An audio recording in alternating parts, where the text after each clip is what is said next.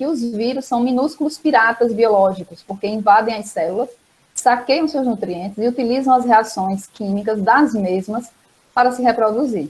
Logo em seguida, os descendentes dos invasores transmitem-se a outras células, provocando danos devastadores. A esse dano, dá-se o nome de virose, como a raiva, a dengue hemorrágica, sarampo, gripe, etc.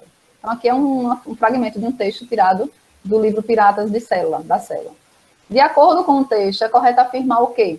Então, sobre o texto que fala a questão dos vírus, né, que eles são classificados aí genericamente como piratas biológicos, a respeito disso, qual foi a alternativa que vocês conseguiram marcar como verdadeira? Letra C de casa. C de casa? Exatamente. Sim. Correto aí quem respondeu a letra C. Os vírus, eles não têm metabolismo próprio. Gente, sobre cada assunto aqui envolvido, vírus e bactérias, é importante que vocês tenham em mente as principais características que não pode esquecer nunca, vai sempre estar trazendo nas questões. E sobre o vírus, uma característica, assim, que toda questão bate, rebate várias vezes, é essa característica de que ele não tem metabolismo próprio. E o que significa dizer isso, professora? O que significa dizer que um vírus não tem esse metabolismo? Primeiro, eu tenho que entender o que é metabolismo. Senão, eu não vou entender, né? Foi a lógica aqui da afirmativa. O metabolismo é o funcionamento natural do organismo. Por exemplo, nossas células da pele, nossas células dos órgãos, como o coração, pulmão, os ossos e tantas outras partes do nosso corpo, cada uma das nossas trilhões de células, elas realizam metabolismo, assim como todas as células de todos os seres vivos. Sejam eles unicelulares ou pluricelulares, não importa. Cada célula funciona de maneira individual. E o trabalho individual delas, quando se junta em coletividade, faz com que o organismo funcione como um todo. Esse trabalho individual dela é o metabolismo, é o funcionamento dela. É o momento em que ela faz o processo de respiração com a chegada do oxigênio, né, e glicose, a partir da mitocôndria. É o momento em que ela faz a digestão intracelular com os lisossomos. É o momento em que ela está sofrendo a divisão celular e fazendo a movimentação e multiplicação dentro do seu material genético. Então, o funcionamento dela é o metabolismo, tá? Para que ela consiga se manter viva e gerar outras cópias dela mesma. O vírus não tem metabolismo. Aí a pergunta é, por que o vírus não tem metabolismo? Como é que ele causa esse monte de doença? Né? A exemplo da Covid-19, que tá aí, já matou aí, várias pessoas. Por que ele não tem metabolismo? Ele é parasita? Ele é parasita, certo, mas a explicação de não ter metabolismo não é isso. Mas o fato dele ser parasita é uma afirmativa também correta, mas não é a explicação. Lembre que toda célula realiza metabolismo. Aí eu pergunto a vocês, o vírus, ele é formado por estrutura de célula? Para quem leu o material ou assistiu a aula, as videoaulas. Se você olhar a composição dos vírus, ele não tem estrutura celular. O vírus não tem célula, ele não é formado de célula. Assim como todos os outros organismos, tá? Como bactérias, protozoários, animais, plantas. O vírus, por não ter a estrutura celular, o que é a estrutura celular? A membrana plasmática, o citoplasma, o núcleo, as organelas dentro do citoplasma, como ribossomo, complexo de Golgi, a mitocôndria e tantos outros. O vírus não tem isso, tá? O vírus, ele é uma partícula que é formada basicamente de proteína. A gente vai ver um pouco lá na frente. Acabou. Por ela não ter, pelo vírus não ser formado de célula, ele não tem toda a maquinaria necessária para fazer metabolismo. Porque o que é a maquinaria? É as estruturas necessárias, que são aquelas organelas que tem lá dentro da célula. Humana, célula animal, célula vegetal. O vírus não tem célula, ele é acelular. E por esse motivo, ele não é considerado um ser vivo por muitos cientistas. Tem um outro grupo de cientistas que está defendendo a teoria de que vírus ele tem que ser considerado ser vivo. Ainda tem um debate muito grande. Não tem ainda uma definição muito clara, tá? Mas é exatamente isso. O vírus ele não tem metabolismo porque ele não é formado de estrutura celular. Ele é uma partícula acelular. Acelular, ou a palavrinha, a letra A na frente, é um sentido de negação à estrutura presente da célula. Compreenderam, gente, essa questão de número 1? O porquê que ele não tem metabolismo? Qualquer outro ser vivo que seja formado por uma célula, como a bactéria, por exemplo, ou formado por várias, como é o caso de nós humanos, os animais e as plantas, todos os outros terão metabolismo próprio, porque dentro das suas células tem todas as estruturas necessárias. O vírus não tem. Certo? Lembra as estruturas da célula? Membrana, citoplasma, as organelas dentro do citoplasma, o núcleo, lembra tudo isso? O vírus não tem. tá? Apesar que ele gera um problema muito grande para a gente, e eu vou explicar a vocês o porquê. Aí, na segunda questão diz, frequentemente, quando uma pessoa está doente, ouvimos a frase, deve ser apenas uma virose. Está muito comum agora, né? Está na moda, principalmente porque a gente está na época de inverno, né? Então, é muito comum as viroses, né? Entre crianças, adultos, entre outros. Só que a gente está numa pandemia, o que piora a situação. Entretanto, chamamos de viroses todas as doenças causadas por vírus, que podem variar de uma simples gripe até a AIDS. De acordo com seu conhecimento sobre viroses, escreva o nome de 6 doenças causadas por vírus. E aí, qual foram as doenças que vocês citaram, gente?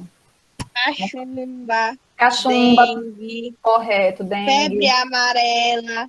Isso, Letícia, muito bem. Hepatite. Alguém falou outra palavra que eu não ouvi. AIDS, quem foi que falou? Eduarda? Catapora. Correto. Naeli?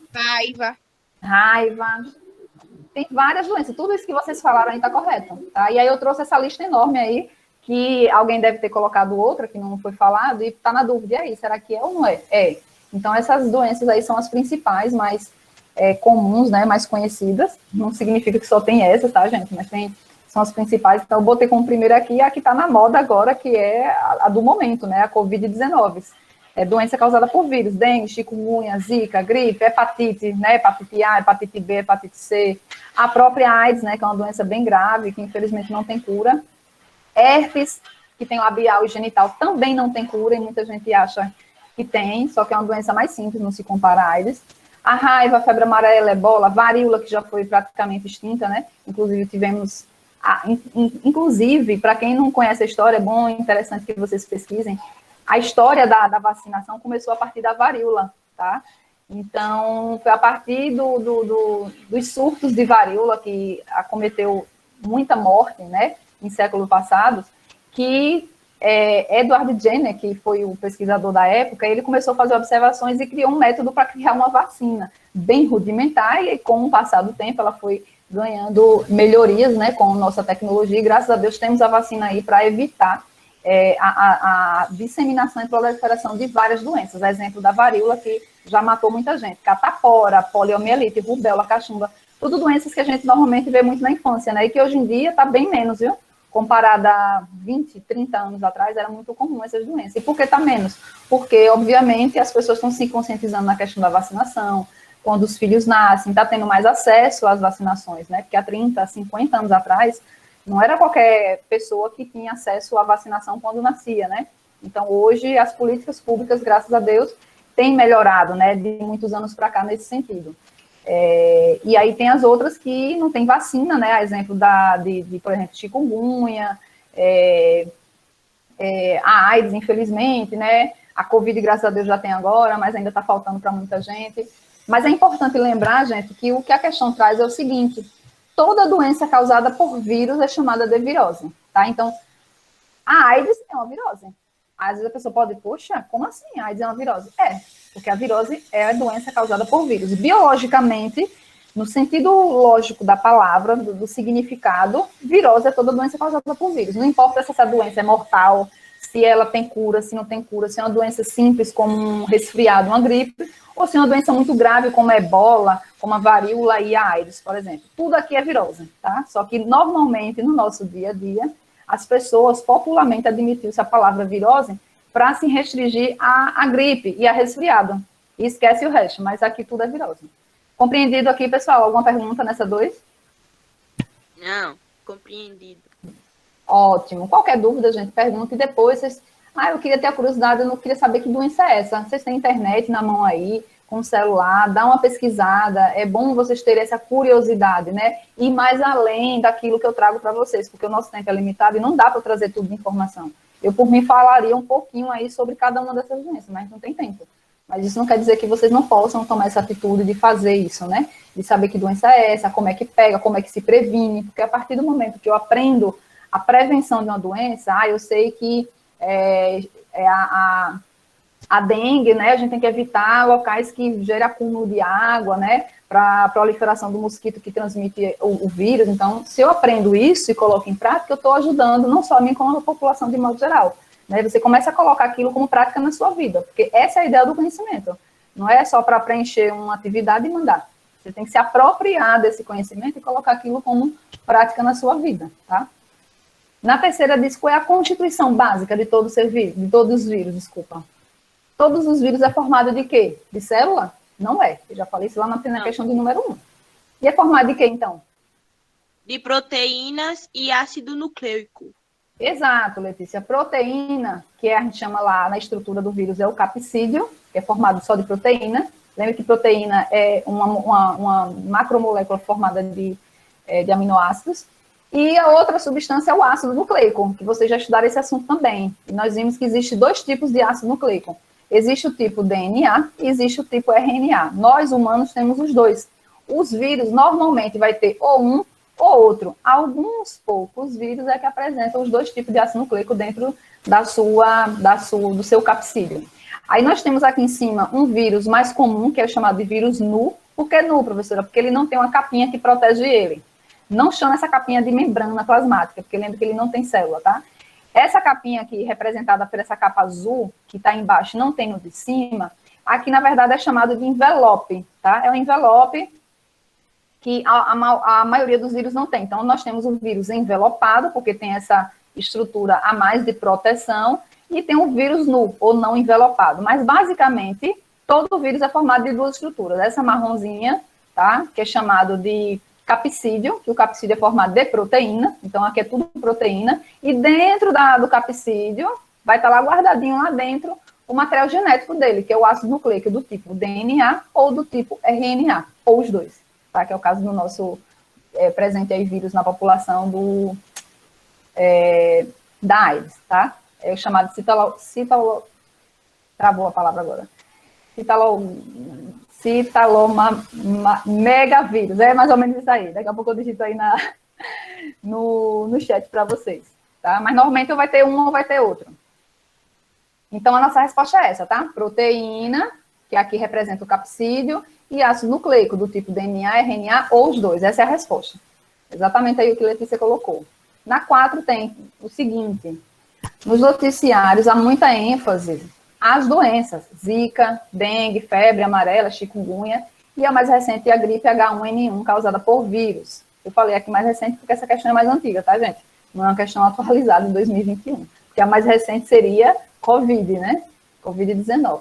Analisa as proposições com relação à transmissão dos vírus. Aí tem aqui 4 afirmativas, e a gente vai ver delas qual é verdadeira e qual é falsa, depois marcar a letra aqui correspondente. Na frase 1, alguns tipos de vírus podem ser transmitidos pelo simples toque entre as pessoas, sim ou não? Sim. Sim, correto. Professora, de que maneira? Por exemplo, o vírus da gripe, né? Ou até o próprio vírus da Covid, né? Na verdade, não é o simples toque, mas dependendo do toque, da área que seja tocada, se essa área estiver contaminada, a pessoa pega. Tá? Então, por exemplo, eu vou dar um aperto de mão num colega que eu encontrei na rua. Se ele antes, minutos antes, espirrou e colocou a mão na boca para espirrar, né? Para tapar, e aquela saliva ficou presa ali na mão e ele não lavou, não higienizou, e se ele tiver com vírus, eu vou lá e pego, eu vou ter contato, minha outra mão que estava limpa vai se encher de vírus, e de certa forma eu também vou pegar. Então, esse contato de alguns vírus é possível sim, tá? Por isso a nossa afirmativa está correta, a número 1 é verdadeira. Número 2, alguns vírus são transmitidos pelas secreções corporais. Verdadeiro ou falso? Verdadeira. Totalmente verdadeiro, e um bom exemplo disso é o próprio vírus da gripe, o vírus da AIDS, tá? O vírus da herpes. As secreções corporais são líquidos que o nosso corpo produz e podem ser transmitidos de uma pessoa para outra. Por exemplo, durante a relação sexual, né?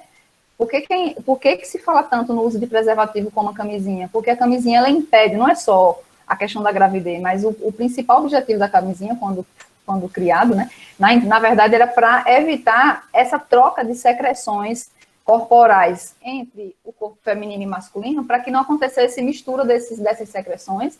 E se uma dessas secreções do corpo, tanto do homem quanto da mulher, tiver com vírus, acaba passando para o outro, né? E a camisinha impede essa troca de secreção, porque ela vai cobrir, né, a área genital masculina, que quando entra em contato com a área genital feminina, vai criar um bloqueio, uma barreira.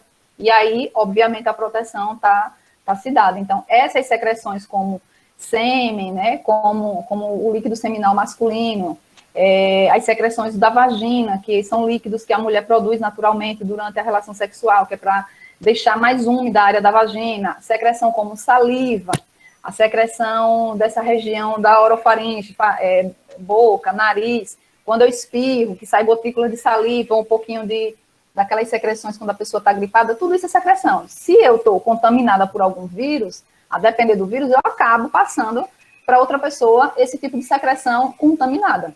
Tá? Por isso que a gente tem que ter muita importância na hora de se proteger em relação a outras pessoas, né? Porque não está escrito na cara de ninguém que a secreção do corpo daquela pessoa está contaminada. Ela normalmente não vem aviso por fora, né? Não tem nenhum sinal externo. O vírus ele fica muito guardadinho, escondido, sem mostrar sinais. Então, é perigoso ao extremo. Por isso, a nossa resposta aqui da 2 é verdadeira. Terceira, alguns vírus necessitam de insetos como vetores, sim ou não? Sim, é verdadeiro. O que significa dizer inseto como vetor? O que é um inseto classificado como vetor? O que vocês acham? Que ele leva o vírus, né? Tá Ele contaminado. leva o vírus, certo. Qual foi o menino que falou aí que não apareceu aqui para mim? Daniel, é porque não está aparecendo aqui para mim, Daniel. Só ouvir a voz. É isso mesmo. O inseto como vetor, ele é aquele inseto que ele serve como transmissor, como um transmissor do vírus. Ele vai levar, como a própria Letícia falou, ele vai levar o vírus de um canto para o outro, de um ser vivo para o outro. Sem querer, mas vai levar. Então, os insetos, né, mosquito, quando vai picar a pessoa, ele vai na intenção de sugar o sangue, né, que nesse caso quem pica é a fêmea. Não sei se vocês sabem disso, mas na hora que o mosquito da dengue, né, e tantos outros, da febre amarela, por exemplo, vai picar a pessoa, ele vai no intuito de buscar sangue para nutrir os ovos que estão ali sendo gerados, que são os filhotes. E quem faz isso é a fêmea. Só que no momento que ela pica a pessoa, né, ou um animal, para tirar o sangue, acaba liberando dentro do corpo dessa pessoa secreções que está presente no animal, no mosquito, que está com o vírus, se esse mosquito estiver infectado, lógico, né? E acaba transmitindo para dentro do sangue da pessoa. E aí a pessoa acaba se contaminando com o vírus da dengue, por exemplo, da febre amarela, chikungunya, zika, todos esses vírus que causam essas doenças necessita dos insetos. Esse vírus não consegue ser transmitido pelo ar ou por gotícula de saliva, como é o caso da gripe, da Covid-19, né, e outros. Compreenderam, gente? Então, essa terceira também é verdadeira. Inseto que atua como vetor é inseto que atua como transmissor, ok? E, por último, 4 diz que o vírus retém sua capacidade infectante por pouco tempo, quando está fora do organismo hospedeiro, ou seja, daquela pessoa que vai desenvolver a doença. Vocês acham que é verdadeiro ou falso essa afirmativa? Falso. Tá falso. E por que tá falso? Onde é que tá errado aí essa frase? O vírus, ele retém, está dizendo que o vírus retém sua capacidade infectante por pouco tempo quando está fora do corpo. Quando está fora do corpo, ele não tem capacidade infectante nenhuma. Na verdade, quando o vírus está fora do organismo, seja de um humano, de um animal, de uma planta, porque tem vírus que causa doença até em planta, só para vocês terem ideia, esse vírus, ele não tem capacidade nenhuma. É como se ele estivesse no estado de pausa. Ele não funciona para nada. Né? E aí, os vírus passam a se chamar vírion, né? Que é uma partícula que não tem capacidade de infecção nenhuma, porque lembre, o vírus não tem metabolismo próprio. Para ele ter metabolismo, ele passar a funcionar, a se replicar e gerar cópias dele mesmo, ele precisa invadir uma célula, porque ele não tem célula. Então, quando ele está fora do corpo de qualquer ser vivo, ele não tem capacidade infectante nenhuma. Agora, quando ele consegue entrar, aí sim ele começa a funcionar e fazer o mal que causa, né, a depender da doença, tá? Por isso que é importante lavar as mãos, né, ou passar álcool o tempo todo nas mãos, nas superfícies, nos objetos, quando a gente está saindo, né, saindo de casa, porque se a gente acaba pegando o vírus, né, sujando a mão com o vírus, porque tocou em algo contaminado, ou chegou perto de alguém e acabou, né, não aspirando, mas está nas mãos, mas se eu lavo o tempo todo e higienizo, eu estou fazendo ele morrer e não vai entrar no meu corpo, tá? Porque fora do meu corpo, ele não consegue gerar nenhum tipo de doença, ele precisa entrar. E para ele conseguir entrar, eu tenho que dar abertura para isso. É não ter higienização correta, é não lavar as coisas corretamente, é chegar em casa, não tirar o calçado e sair andando com o calçado que veio da rua contaminado. Então, por isso que a gente tanto fala sobre essas medidas preventivas, né? As medidas preventivas contra a Covid é a gente justamente colocar em prática. Eu sei que é cansativo, é enjoado, mas é muito mais cansativo estar numa beira de hospital tentando lutar pela vida, né? Ou simplesmente perder como muita gente perdeu. Tá? Então, a nossa resposta aí, gente, da quarta questão vai ser qual letra? Somente 1, 2 e 3. Verdadeira. Letra C. Certinho? Certo. 5 tem uma imagem mostrando o ciclo reprodutivo do vírus, uma imagem bem resumida, tá? Os vírus, eles podem se reproduzir, lembre que para ele se reproduzir, ou seja, gerar cópias dele, ele precisa invadir uma célula, seja animal, humana, vegetal, até bactéria. Tem vírus que invadem até bactéria para conseguir se reproduzir, porque ele é infinitamente menor que uma bactéria. E essa capacidade dele entrar e se reproduzir, existe 2 mecanismos, 2 tipos de ciclos de reprodução, chamado de ciclo lítico e ciclo lisogênico, que está representado aqui nessa imagem. Aqui o número 1 em algarismo romano está mostrando um dos ciclos e o número 2 está mostrando o outro. E aqui em cima é o início. Eu tenho aqui uma bactéria, aí na bactéria eu tenho aqui um vírus, chamado de bacteriófago, que é o vírus que invade bactéria. E aí, no momento que ele se aproxima da bactéria, pode acontecer 2 tipos de reprodução. Ou a reprodução que acontece no esquema 1 ou no esquema 2. É a partir daqui que a gente vai analisar as afirmativas e dizer o que é verdadeiro e o que é falso, certo? Na figura, aí na primeira questão na primeira afirmativa, a figura representa os ciclos lítico e lisogênico, respectivamente, de um vírus. Então, está dizendo que o número 1 é o ciclo lítico e o número 2 é o ciclo lisogênico. Vocês acham que é verdadeiro ou falso? Verdadeiro.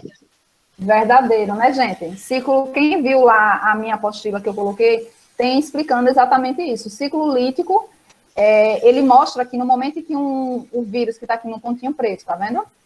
Esse vírus invade a bactéria, ele entra, ele começa a se replicar, o que era um se transforma em vários, ó. Aí quando está cheio lá dentro, porque ele precisa do maquinário da bactéria, ele precisa dos ribossomos que produz proteína, porque lembra que vírus é formado de proteína, e ele não tem ribossomo para fabricar proteína, ele precisa usar o ribossomo alheio, ou seja, das células dos seres vivos. Quando ele utiliza o ribossomo para fazer como se fosse escravo dele, né, para utilizar e fabricar muita proteína, ele começa a se reproduzir. E chega uma hora que está tão cheio de vírus que essa célula não aguenta, ela se rompe, acontece um processo chamado de lise celular, que é o rompimento da membrana plasmática. E aí esses vírus vão se espalhar e cada um deles vai procurar outras novas células. Esse momento do rompimento é o momento da infecção, é o momento que desenvolve as doenças, né, os sintomas, quando isso acontece no corpo humano. Só que existe uma outra situação, isso aqui é chamado de ciclo lítico, é o momento em que acontece a lise, tá, da célula. Os vírus se reproduzem e vai se espalhar para fazer a mesma coisa nas outras células. Porém, existe o ciclo chamado de lisogênico. Quando o vírus invade a célula, ele pega parte do seu material genético, sendo DNA ou RNA, né, porque depende do ácido nucleico, e vai se incorporar ao material genético da bactéria ou da célula em questão. E fica ali guardadinho, quietinho, ele não faz mais nada, ele não se multiplica. Por quê, professora? Porque quem vai se multiplicar é a célula da bactéria. Quando essa célula gerar 2 novas bactérias, as 2 novas bactérias vai ter parte do material genético do vírus. Em algum momento da vida, esse material genético começa a reproduzir novos vírus e aí pode se romper, ou pode ficar a vida toda ali, guardadinho dentro das células, o vírus está presente, mas ele está em pausa, tá? E aí esse tipo de ciclo aqui é chamado de lisogênico, esse ciclo aqui não gera aqueles sintomas, é o que acontece muito com o caso da doença AIDS. Por isso que você vê um caso de pessoas que têm AIDS e não desenvolve sintoma. Ela testou positivo, tem condição, ela está testada positiva, soropositiva, mas ela não tem sintoma nenhum. Aí toma aqueles medicamentos que é para poder impedir essa replicação e ela não se infestar pelo vírus. Mas e por que testou positivo? Porque o material genético dela, de algumas células, foi detectado a presença do material genético do vírus da AIDS. Porém, ele não se replicou a ponto de romper as células, o que acontece no ciclo lítico. Isso é chamado de ciclo lisogênico. É mais perigoso, porque o vírus está lá, mas ele fica calado, camuflado. Ele não demonstra nenhum tipo de ameaça ao organismo dessa pessoa ou desse animal, certo? Por isso a resposta é a letra, é verdadeira, a primeira. Alguém levantou a mão, foi Letícia, foi? Da outra turma? Galera do terceiro ano pode ir aguardando um instantinho aí, viu? O tempo que eu termino aqui, se quiser, é só assistir a aula aí que serve de revisão para vocês. Quer falar, Letícia, do terceiro? Não, isso era para avisar mesmo. Ah, eu vi vocês entrando, liberei, mas podem aguardar aí quietinho. E se quiser falar, pode falar. É conhecimento aqui para vocês, é assunto que vocês já estudaram. Gente, na segunda afirmativa fala que o ciclo lítico, esse primeiro, ele está representado em 1, já falei, né? Ele está representado em 1, tá correto, né? Eu acabei de falar isso aqui. Ciclo lítico, acontece o rompimento da célula. E o ciclo lisogênico acontece apenas a incorporação do material genético do vírus com a célula, porém a célula se mantém intacta. No terceiro, diz que o ciclo lisogênico, no ciclo lisogênico, o DNA viral é incorporado ao DNA da bactéria hospedeira. Correto, né? Eu acabei de falar isso aqui, ó. Esse aqui é o ciclo lisogênico. Esse pontinho mais escuro no círculo dentro, que o círculo aqui representa o DNA da bactéria, é o DNA do vírus. Ele fica ali guardadinho, camuflado, né? E cada vez que a bactéria se reproduz, vai gerando novas bactérias, ela acaba proliferando o material genético do vírus também, vai infectando outras células, sem ser a intenção dela, na verdade, né? É um inimigo invasor que está invisível, na verdade. Na penúltima, diz que o ciclo lítico, esse primeiro, não está relacionado com o rompimento da célula hospedeira. Errado, né, gente? Está relacionado com o rompimento. Célula hospedeira é aquela célula que vai hospedar, vai receber o vírus. Olha ela aqui, ó, cheia de vírus. Ela se rompeu. Teve tanto vírus lá dentro que ela não aguenta. Ela estoura, vai morrer, obviamente, e aí vários vírus vão ser liberados para infectar novas células. E a última diz que o ciclo lisogênico, esse segundo aqui do lado direito, sempre resulta em morte da célula hospedeira, sim ou não?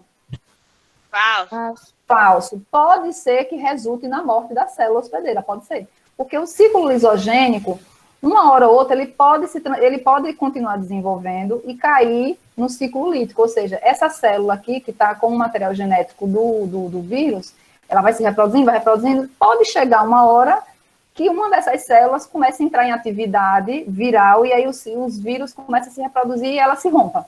Ou pode não acontecer, não é uma regra. A regra de rompimento é no ciclo lítico e não lisogênico. Por isso é falsa a nossa última afirmativa. Entenderam, né, gente? Ciclo lítico e lisogênico. Vírus, assunto de vírus cobra direto isso, né? Na 6 diz que a Escherichia coli é comum na flora bacteriana do intestino. Escherichia coli, gente, é o nome de uma bactéria, tá? Presente no nosso intestino. É muito comum no intestino de humanos e de outros animais, mas que, em grande quantidade, quando ela está em quantidade demais, se proliferando muito, pode causar problemas como infecção intestinal e infecção urinária, acontecendo principalmente se o indivíduo consumir água ou alimento que foi contaminado. Tá? É muito comum isso aqui na população. Às vezes a pessoa... Como é que pega, professora? Ou então, como é que a pessoa se prolifera com esse tipo de bactéria? Depende, tem vários fatores. Às vezes a pessoa se contamina por um alimento que não foi higienizado normalmente da mão correta. Então, a história de ir ao banheiro, né? Independente se é fazer número 2 ou não, mas tem que lavar as mãos, porque o ambiente do banheiro ele é contaminante. E as fezes liberam muita bactéria do tipo Escherichia coli, sua, das outras pessoas que vão ali para aquele banheiro. Por isso o banheiro público é tão contaminante, né? Porque são várias pessoas que entram. Então, essas bactérias, quando elas invadem o nosso corpo, quando elas entram no nosso corpo, né, seja a nossa própria ou bactéria de outras pessoas, através de água, alimento, as mãos sujas, né, principalmente criança que tem muito isso, criança não tem cuidado dessa parte, né, acaba proliferando a quantidade dessas bactérias no intestino e o intestino fica desequilibrado, tem uma população imensa, é como se fosse um ônibus lotado, né, ninguém gosta de pegar ônibus cheio, quer chegar, sentar, escolher até banco, né, na janela.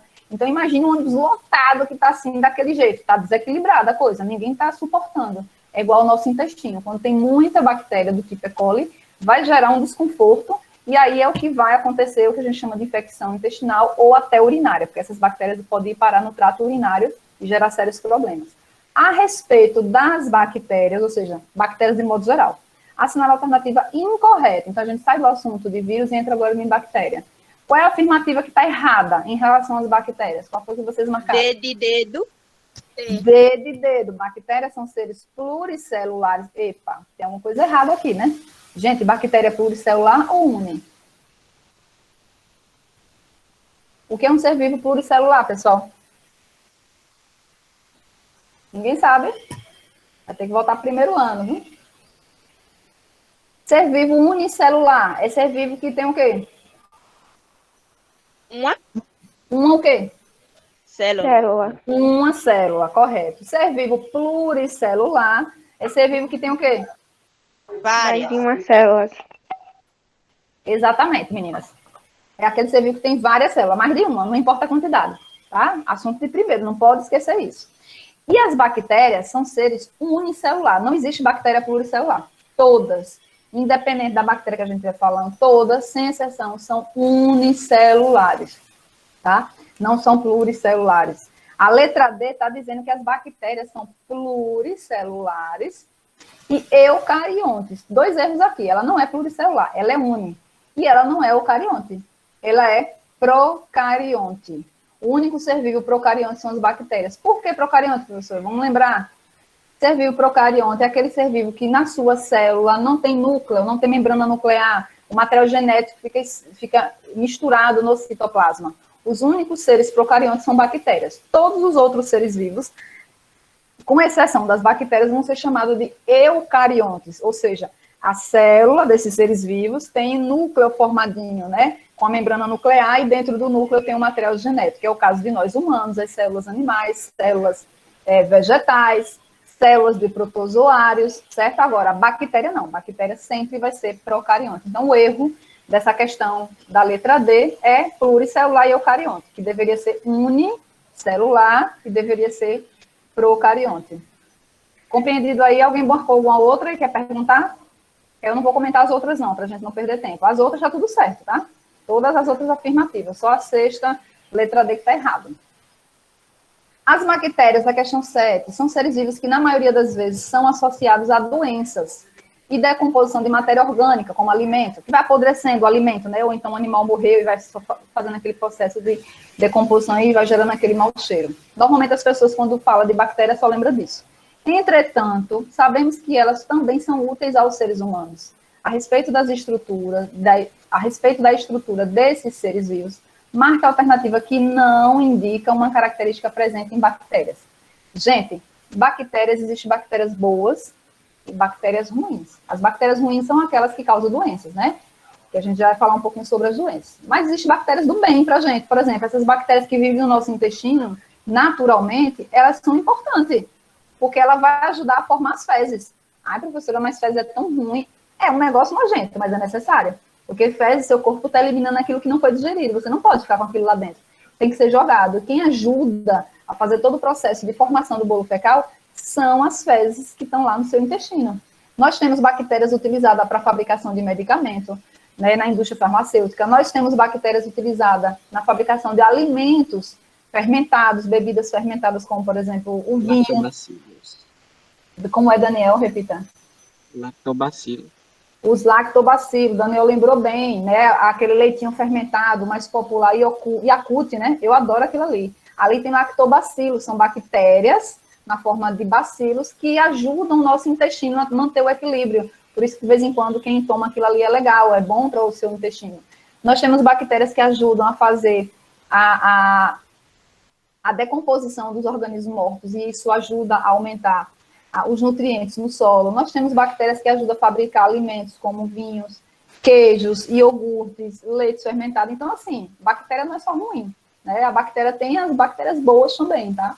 Não é igual a vírus, que é tudo que é vírus é ruim pra gente, não traz benefício nenhum. Então, sobre bactérias, qual delas não indica uma característica presente, né? Sobre as características. Qual dessas características não tem a ver aí com a bactéria? O que vocês marcaram? É de elefante. É de elefante, alguém marcou outra coisa? Todos marcaram ou não marcaram, né? Exatamente. Não possuir membrana plasmática não indica uma característica. É uma característica. Ó, aqui tem um desenho da bactéria, um resumo, né? A bactéria tem a membrana plasmática, porque lembre que é uma célula. O ser vivo bactéria é uma única célula. Então, a única célula é o indivíduo todo. Aqui dentro é o material genético, não tem núcleo, porque não tem membrana nuclear, não tem carioteca, então são procariontes. Essas bolinhas aqui são os ribossomos, organelas que vão fabricar a proteína. Ao redor, nós temos uma capa que reveste ela por dentro, chamada de membrana plasmática, essa mais marronzinha. E por fora a gente tem, depois da membrana plasmática intermediária, a gente tem uma capa chamada de parede celular, que é semelhante àquela que a gente encontra nas células vegetais, e por fora ainda mais uma terceira estrutura que faz uma resistência, uma proteção maior, que é a cápsula, tá? Então, membrana plasmática está presente. A questão aqui, a afirmativa está dizendo que não possui membrana plasmática, tá falso isso aqui. As bactérias possuem sim membrana plasmática. Alguém levantou a mão aí, eu não vi o nome. Quem foi que levantou a mão para falar? Pode ligar o microfone e falar, viu? Deixa eu ver se tem alguma coisa no chat. Que para mim não está aparecendo, não. Ah, o chat está escondidinho aqui. Então, vamos lá. Questão 8, adiantar aqui. Tem essa chargezinha aqui no 8, olha. Vamos tentar entender, observar a ilustração. Aí tem aqui a fala desse organismo aqui menor. Nossa, como você está gorda. Esse pequenininho falando para esse grandão, tá dizendo que está bem gorda. Aí essa gorda aqui fez plot, ou seja, se dividiu em duas partes, quebrou em duas partes. Aí agora, nós, ao invés de ter 2 organismos, 2 micro-organismos, agora eu tenho 3, aqui é a bactéria. Obesidade é um problema fácil para as bactérias. É uma chargezinha bem irônica, né? Mostrando que quando elas querem se reproduzir e gerar 2 delas, elas geram. Aí eles associam aqui a brincadeira da obesidade, né? Tô gorda, vou me dividir em 2 e fico 2 pequenas, né, menores, e resolver meu problema de obesidade. A questão quer saber o seguinte: assinale a alternativa que apresenta a afirmação correta sobre o processo reprodutivo ilustrado na tira. Qual foi o processo reprodutivo que foi ilustrado naquela chargezinha? D. Letra D. D de dado, o processo resulta em 2 novas bactérias geneticamente idênticas. Correto. Isso aqui é um chamado de processo de reprodução assexuado. Inclusive, falei isso na aula do primeiro ano, na estante. As bactérias fazem processo de reprodução assexuada. Por que assexuada, professora? Porque não tem presença de células gaméticas, não tem células de reprodução, óvulo e espermatozoide. Bactéria não precisa, não existe bactéria macho e fêmea. Bactéria é bactéria. Quando elas querem gerar mais delas mesmas, elas se dividem em 2 partes, como aconteceu lá no desenho animado. Ali está bem simples, lógico, né? E cada uma dessas partes vai formar uma nova bactéria, só que geneticamente idêntica àquela primeira. Então, nessa charge aqui, ó, essa bactéria grandona, que se dividiu em 2 partes, essas 2 novas bactérias, elas são geneticamente idênticas, porque elas são clones uma da outra, né? Não tem variabilidade genética nenhuma, por isso a nossa resposta é a letra D de dado, ok? Vamos aqui para a penúltima. As bactérias apresentam como mecanismo para a promoção de mistura de genes entre indivíduos diferentes o processo chamado de recombinação genética. Esse processo pode acontecer de 3 formas, sendo que uma delas é através da formação de uma ponte, chamada de pile, entre as 2 células, ocorrendo a migração de genes de uma bactéria para outra. Essa forma de recombinação é conhecida como o quê? Recombinação quê? Letra A. Conjugação bacteriana, correto. Exato. Gente, eu falei a vocês lá na questão 8 que uma bactéria, ela se divide e forma 2. E essas 2, elas são geneticamente idênticas à qual ela originou. Então, elas são clones. Porém, as bactérias são diferentes entre si. Depois que elas são transformadas, como elas ainda são clones uma da outra, elas precisam criar modificações genéticas para se diferenciar uma da outra, tá? E aí, essa mudança genética se dá através de processo de troca de pedaços do DNA, que são genes. Elas trocam pedaços ou transferem pedaços dentro do DNA e vai ganhar características novas. Essa questão aqui, ela fala do tipo de conjugação, porque existem 3 tipos: a conjugação, transformação e transdução. A questão aqui está falando de um pile, uma ponte citoplasmática que vai unir uma bactéria na outra. Aqui, ó, nesse esquema aqui, a primeira imagem. Observe, eu tenho uma bactéria do lado esquerdo, outra aqui do lado direito, e no meio tem uma pontezinha ligando elas 2. Isso aqui é temporário. Quando elas querem transferir material genético de uma para a outra, tá passando um carro de som aqui, desculpa o barulho. Quando elas querem transferir material genético de uma para a outra, da doadora para a receptora, elas criam essas pontes temporárias, que vai ligar o citoplasma de uma na outra, e aí um pedacinho do material genético, os genes, vai ser transferido para uma, depois essa ponte se desfaz e cada uma vai viver sua vida normal. Só que agora, essa que recebeu um pedacinho do material genético, ela se transformou, ela ganhou novas características, e aí ela deixa de ser clones, né? Porque senão, se não fosse assim, todas as bactérias seriam a mesma desde a primeira que surgiu no mundo, já que elas só se transformam em clones, né? E a gente sabe que as bactérias são diferentes entre si, e por isso tem tantos medicamentos diferentes para as bactérias, porque elas fazem isso o tempo todo, porque é uma maneira delas ganharem resistência e conseguir sobreviver esse processo evolutivo ao longo do tempo, tá? Por isso a nossa resposta é letra A, conjugação bacteriana.